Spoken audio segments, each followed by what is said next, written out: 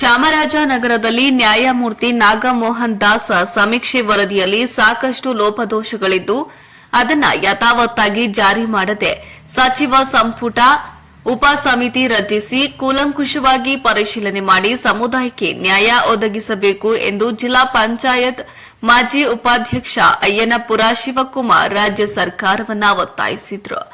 ನಗರದ ಜಿಲ್ಲಾ ಕಾರ್ಯನಿರತ ಪತ್ರಕರ್ತರ ಭವನದಲ್ಲಿ ಕರೆದಿದ್ದ ಪತ್ರಿಕಾಗೋಷ್ಠಿಯಲ್ಲಿ ಅವರು ಮಾತನಾಡಿದರು.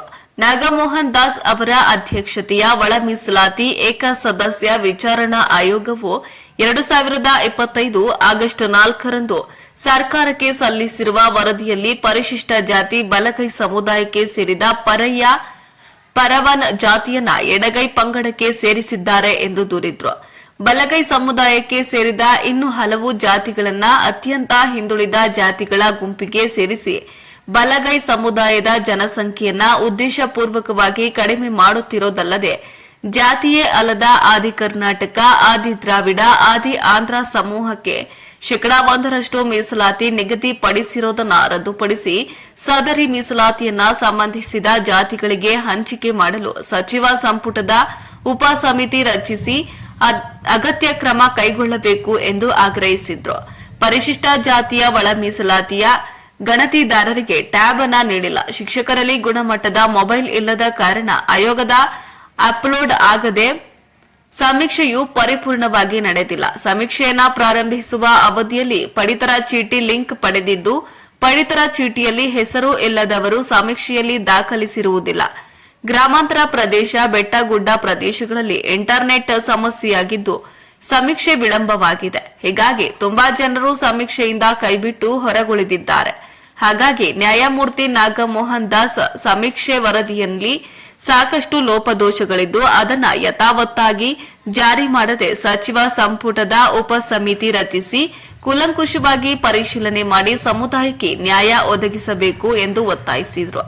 ಇನ್ನು ಬಲಗೈ ಸಮುದಾಯದ ಸಂಸದರು, ಮಾಜಿ ಸಂಸದರು, ಶಾಸಕರು, ಮಾಜಿ ಶಾಸಕರು, ಜಿಲ್ಲಾ ಪಂಚಾಯತ್, ತಾಲೂಕು ಪಂಚಾಯತ್ ಅಧ್ಯಕ್ಷರು, ಉಪಾಧ್ಯಕ್ಷರು, ಎಲ್ಲಾ ಸ್ಥಳೀಯ ಸಂಸ್ಥೆಯ ಅಧ್ಯಕ್ಷರು, ಉಪಾಧ್ಯಕ್ಷರು, ಸದಸ್ಯರು, ಸಮುದಾಯದ ಎಲ್ಲಾ ಸಂಘ ಸಂಸ್ಥೆಗಳ ಅಧ್ಯಕ್ಷರು, ಪದಾಧಿಕಾರಿಗಳು ಹಾಗೂ ಗಡಿಕಟ್ಟೆ ಯಜಮಾನರು, ಕುಲಸ್ಥರ ನೇತೃತ್ವದಲ್ಲಿ ಆಗಸ್ಟ್ 13ರಂದು ನಗರದಲ್ಲಿ ಜಿಲ್ಲಾಧಿಕಾರಿಗಳ ಮುಖಾಂತರ ಮುಖ್ಯಮಂತ್ರಿಗಳಿಗೆ ಮನವಿ ಸಲ್ಲಿಸಲಾಗುತ್ತದೆ.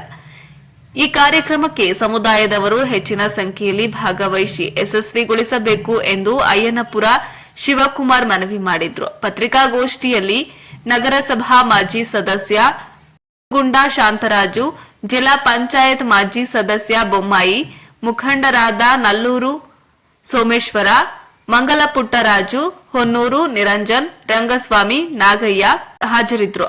ವರದಿ ಹೊಮ್ಮ ನಂಜುಂಡನಾಯಕ, ಪ್ರಜಾಪವರ್ ಟಿವಿ, ಚಾಮರಾಜನಗರ. ರಚನೆ ಮಾಡಿ ಅದು ಸಲ್ಲಿಸಿರ್ತಕ್ಕಂಥ ಈಗ ಆಯೋಗ ಸಲ್ಲಿಸಿರ್ತಕ್ಕಂಥದ್ರ ಬಗ್ಗೆ ಅದು ಆಕ್ಷೇಪಣೆಗಳಿಗೆ ಅವಕಾಶನೇ ಕೊಟ್ಟಿರಲಿಲ್ಲ. ಕೆಲವು ಬಲಗೈ ಸಂಬಂಧಪಟ್ಟಂಥ ವಲಯ ಛಲವಾದಿ ಸಮುದಾಯಕ್ಕೆ ಸೇರಿದಂಥ ಗುಂಪುಗಳನ್ನೆಲ್ಲ ಎಡಗೈ ಸಮುದಾಯಕ್ಕೆ ಸೇರ್ಪಡೆ ಮಾಡಿದ್ದಾರೆ. ಅದರಲ್ಲಿ ಪರವ್ ಅಂತಕ್ಕಂಥ ಸಮುದಾಯಗಳೆಲ್ಲವ ಬಲಗೈ ಸಂಬಂಧಿಸಿದಂಥ ಗುಂಪುಗಳಿಗೆ ಸೇರ್ಪಡೆ ಆಗಬೇಕಾಗಿತ್ತು. ಅದನ್ನು ಯಾವುದೋ ಒಂದು ಎಡಗೈ ಸಮುದಾಯದ ಓಲೈಸ್ಕೊಳ್ಳೋಕ್ಕೋಸ್ಕರ ಈ ನಾಗಮೋಹನ್ ದಾಸ್ ಅವರ ಆಯೋಗ ಆ ಗುಂಪಿಗೆ, ಎಡಗೈ ಗುಂಪಿಗೆ, ಮಾದಿಗ ಗುಂಪಿಗೆ ಸೇರ್ಪಡೆ ಮಾಡಿ ಆ ಸಂಖ್ಯೆನ ಜಾಸ್ತಿ ಮಾಡಿದ್ದಾರೆ. ಅದನ್ನು ಸಚಿವ ಸಂಪುಟದಲ್ಲಿ ಅದನ್ನು ಯಥಾವತ್ತಾಗಿ ಒಪ್ಪಿಕೊಳ್ಳದೆ ಉಪ ಸಚಿವ ಸಂಪುಟನ ರಚನೆ ಮಾಡಿ ಅದರಲ್ಲಿ ಕೂಲಂಕುಷವಾಗಿ ಚರ್ಚೆ ಮಾಡಿ ಯಾವ್ಯಾವ ಸಮುದಾಯಕ್ಕೆ ಯಾವ್ಯಾವ ಗುಂಪನ್ನ ಸೇರ್ಪಡೆ ಮಾಡಬೇಕು ಅಂತಕ್ಕಂಥದ್ದನ್ನ ಸೇರ್ಪಡೆ ಮಾಡಿಸ್ಬೇಕು. ಜೊತೆಗೆ ನಮ್ಮ ಬಲಗೈ ಸಮುದಾಯಕ್ಕೆ ಸಂಬಂಧಪಟ್ಟಂಥ ಜಾತಿಗಳನ್ನೆಲ್ಲ ಸೇರ್ಪಡೆ ಮಾಡಬೇಕು. ಮತ್ತು ಆಕ್ಷೇಪಣೆಗಳಿಗೆ ಅವಕಾಶನೇ ಕೊಟ್ಟಿಲ್ಲ. ಕೆಲವು ಯಾವ್ಯಾವ ಜಾತಿಗಳು ಯಾವ್ಯಾವ ಗುಂಪಿಗೆ ಸೇರಬೇಕು ಅಂತಕ್ಕಂಥ ಆಕ್ಷೇಪಣೆಗಳ ಅವಕಾಶ ಕೊಡಬೇಕಾಗಿತ್ತು, ಅದನ್ನು ಕೊಟ್ಟಿಲ್ಲ. ನಂತರ ಸದಸ್ಯ ಈ ನಾಗಮೋಹನ್ ದಾಸ್ ಅವರ ಏಕಸದಸ್ಯ ಆಯೋಗ ಲೋಪಗಳನ್ನೆಲ್ಲ ಮಾಡಿದೆ. ಕೆಲವು ಆ್ಯಪ್ಗಳೆಲ್ಲ ಕೊಟ್ಟಿರಲಿಲ್ಲ, ಮತ್ತು ಅವರು ಟೀಚರ್ಸ್ಗಳಿಗೆ ಸರಿಯಾಗಿ ತರಬೇತಿನ ಕೊಡಲಿಲ್ಲ. ಇಷ್ಟೆಲ್ಲ ಲೋಪಗಳಿರೋದ್ರಿಂದ ನಾಗಮೋಹನ್ ದಾಸ್ ಅವರ ವರದಿಯನ್ನು ಯಥಾವತ್ತಾಗಿ ಜಾರಿ ಮಾಡಬಾರ್ದು. ಅದನ್ನು ಮಾಡದೆ ಉಪಸಮಿತಿ ರಚನೆ ಮಾಡಿ ನಂತರ ಕ್ರಮ ತಗೋಬೇಕು ಅಂತಕ್ಕಂಥದ್ರ ಬಗ್ಗೆ ನಾವು ಬುಧವಾರ ಅಂದರೆ 13ನೇ ತಾರೀಕು ಚಾಮರಾಜನಗರ ಜಿಲ್ಲೆಯಾದ್ಯಂತ ಜನ ಸೇರಿ ಸಾವಿರಾರು ಜನ ಮೆರವಣಿಗೆ ಮುಖಾಂತರ ಬಂದು ಜಿಲ್ಲಾಧಿಕಾರಿಗಳಿಗೆ ನಾವು ಪ್ರತಿಭಟನೆ ಮುಖಾಂತರ ನಾವು ಮನವಿಯನ್ನು ಸರ್ಕಾರಕ್ಕೆ ಸಲ್ಲಿಸ್ತಾ ಇದ್ದೀವಿ. ಆ ಒಂದು ಮನವಿ, ಆ ಒಂದು ಪ್ರತಿಭಟನೆಗೆ ಸಮುದಾಯದ ಜನಸಂಖ್ಯೆ ಎಲ್ಲರೂ ಬಂದು ಭಾಗವಹಿಸಬೇಕು ಅಂತಕ್ಕಂಥ ಮನವಿಯನ್ನು ಮಾಡ್ತೀವಿ. ಈಗ ಸಮುದಾಯದ ಶಾಸಕರು ಅಥವಾ ರಾಜಕಾರಣಿಗಳು ಬರ್ತಾರೆ. ಸಮುದಾಯದ ಆ ಒಂದು ಪ್ರತಿಭಟನೆ ಮೆರವಣಿಗೆಯಲ್ಲಿ ಬಂದು ನಾವು ಮನವಿ ಸಲ್ಲಿಸ್ತಕ್ಕಂಥದ್ದೇ ನಮ್ಮ ಚಾಮರಾಜನಗರ ಜಿಲ್ಲೆಯ ಸಂಸದರು, ಶಾಸಕರುಗಳು, ಮಾಜಿ ಶಾಸಕರುಗಳು, ಮಾಜಿ ಸಂಸದರು ಎಲ್ಲರೂ ಪಾಲ್ಗೊಳ್ಳಬೇಕು.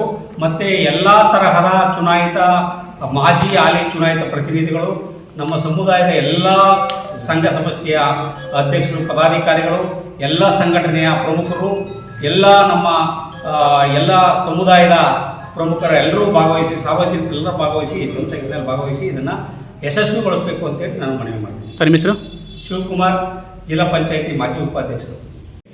ಅವರು ಹೇಗೆ ಅದನ್ನು ಮಾಡ್ತಕ್ಕಂಥದ್ದು, ಸರ್ಕಾರ ಆಯೋಗ ಇದೆಯಲ್ಲ, ಆಯೋಗ ರಚನೆ ಮಾಡಿದಂಥ ಆಯೋಗಗಳು ಸರಿಯಾದ ರೀತಿಯಲ್ಲಿ ಅದನ್ನು ಅವ್ರಿಗೆ ಒಳ್ಳೆಯ ಮೊಬೈಲ್ಗಳನ್ನಾಗಲಿ ಅಥವಾ ಡೌನ್ಲೋಡ್ ಮಾಡ್ಕೊಳ್ತಕ್ಕಂಥ ಟ್ಯಾಬ್ಗಳಾಗಲಿ ಕೊಡಬೇಕಾಗಿತ್ತು. ಕೊಡಲಿಲ್ಲ. ಅದನ್ನು ಕೊಡದೇ ಇದ್ದಾಗ ಸಂದರ್ಭದಲ್ಲಿ ಪ್ರಾರಂಭನೇ ಆಗಲಿಲ್ಲ. ಸುಮಾರು 5-6 ದಿನಗಳ ಕಾಲ ಪ್ರಾರಂಭನೇ ಆಗಲಿಲ್ಲ. ಮತ್ತು ಕೆಲವರು ಅದರ ಉತ್ತಮ ಮೊಬೈಲ್ ಹೊಂದಿರುವ ಕೆಲವರು ಸಮೀಕ್ಷೆ ಪ್ರಾರಂಭಿಸಿ ಸಾವಿರಾರು ಕುಟುಂಬಗಳು ಸಮೀಕ್ಷೆ ಮುಗಿಸಿದ ನಂತರ ಆಯೋಗವು ಆ್ಯಪನ್ನು ಅನ್ಇನ್ಸ್ಟಾಲ್ ಮಾಡಲು ಸೂಚಿಸಿತು. ಅನ್ಇನ್ಸ್ಟಾಲ್ ಮಾಡ್ತಾವೆ. ಅಷ್ಟೊತ್ತು ತನಕ ಸಾವಿರಾರು ಕುಟುಂಬಗಳನ್ನ ಅವರು ಕೆಲವು ಒಳ್ಳೊಳ್ಳೆ ಮೊಬೈಲ್ ಇರ್ತಕ್ಕಂಥ ಟೀಚರ್ಸು ಅವರು ಸಮೀಕ್ಷೆ ಮಾಡಿಬಿಟ್ಟಿದ್ರು. ಸಮೀಕ್ಷೆ ಮಾಡಿದ ಮೇಲೆ ಅನ್ಇನ್ಸ್ಟಾಲ್ ಮಾಡಿದ್ರು. ಮತ್ತೆ ಅನ್ಇನ್ಸ್ಟಾಲ್ ಮಾಡ್ಕೊಳ್ಳಿ, ಕೆಲವು ಟೀಚರ್ಸ್ ಎಲ್ಲ ಹೇಳಿದ್ರಲ್ಲ ಡೌನ್ಲೋಡ್ ಆಗ್ತಾ ಇಲ್ಲ ಅಂತ. ಕೆಲವರೆಲ್ಲ ಉತ್ತಮ ಮೊಬೈಲ್ ಇರ್ತಕ್ಕಂಥ ಟೀಚರ್ಸ್ ಎಲ್ಲ ಮಾಡಿಬಿಟ್ಟಿದ್ರು. ಮಾಡಿದ್ದ ಅನ್ಇನ್ಸ್ಟಾಲ್ ಮಾಡಿದಾಗ ಆ ಸಮೀಕ್ಷೆಗಳದ್ದು ಅದರೆಲ್ಲವೂ ಪೂರ್ವಕವಾಗಿ ದಾಖಲೆಗಳು ಬರಲಿಲ್ಲ. ಇನ್ಸ್ಟಾಲ್ ಆಗಲಿಲ್ಲ. ಅದು ಎರರ್ ಆಗಿರ್ತದೆ. ಅದನ್ನೆಲ್ಲವನ್ನ ಪೂರ್ಣಗೊಳಿಸಿ ಸಾವಿರಾರು ಕುಟುಂಬಗಳು ಅಂಕಿಅಂಶಗಳು ರದ್ದಾಯಿತು. ಅದರಲ್ಲಿ ಕೆಲವರೆಲ್ಲ ಮಾಡಿಸಿದಂಥದ್ದೆಲ್ಲ ರದ್ದಾಗ್ಬಿಟ್ಟವು. ಅದೆಲ್ಲ ಸೇರ್ಪಡೆ ಆಗಲಿಲ್ಲ. ಅವೆಲ್ಲ ಕೈ ಬಿಟ್ಟಾಗಿವೆ. ಅವೆಲ್ಲ ಅಂತ ಪುನಃ ಅದೇ ಕುಟುಂಬಗಳ ಸಮೀಕ್ಷೆಯನ್ನು ಗಣತಿದಾರರು ಕೈಗೊಳ್ಳೇ ಇಲ್ಲ. ಗಣತಿದಾರರು ಮತ್ತೆ ಅಂತ ಪುನಃ ಅನ್ಇನ್ಸ್ಟಾಲ್ ಆಯ್ತಲ್ಲ, ಅನ್ಇನ್ಸ್ಟಾಲ್ ಮತ್ತೆ ಅದೇ ಮನೆಗಳಿಗೆ ಹೋಗಿ ಸಮೀಕ್ಷೆ ಮಾಡಿ ಮತ್ತೆ ಯಾರು ಮಾಡಬೇಕಾಗಿತ್ತು. ಮಾಡಲಿಲ್ಲ. ಅದನ್ನು ಕೈ ಬಿಟ್ಟಿದ್ದಾವೆಲ್ಲ ಕೈ ಬಿಟ್ಟೋದು. ಆ ಕುಟುಂಬಗಳ ಅಂಕಿಅಂಶಗಳು ಆಯೋಗದಲ್ಲಿ ಲಭ್ಯವಾಯಿತು ಇಲ್ಲವೋ ಎಂಬ ಅನುಮಾನ ಇನ್ನೂ ಹೊಂದಿದೆ ನಮಗೆ. ಅದು ಇನ್ನೂ ಅದು ಸೇರ್ಪಡೆ ಆಗಿದೆಯಾ ಇಲ್ವಾ ಅಂತಕ್ಕಂಥದ್ರ ಬಗ್ಗೆ ಆಯೋಗ ಹೇಳಬೇಕಾಗಿತ್ತು. ಅದರಲ್ಲಿ ಇನ್ಸ್ಟಾಲ್ ಮಾಡ್ಕೊಂಡಿದ್ದೀವಿ, ಅನ್ಇನ್ಸ್ಟಾಲ್ ಆಗ್ತಕ್ಕಂಥದ್ದೆಲ್ಲ ಮಾಡಿದ್ದೀವಿ ಅಂತಕ್ಕಂಥದ್ದು ಹೇಳಬೇಕಾಗಿತ್ತು.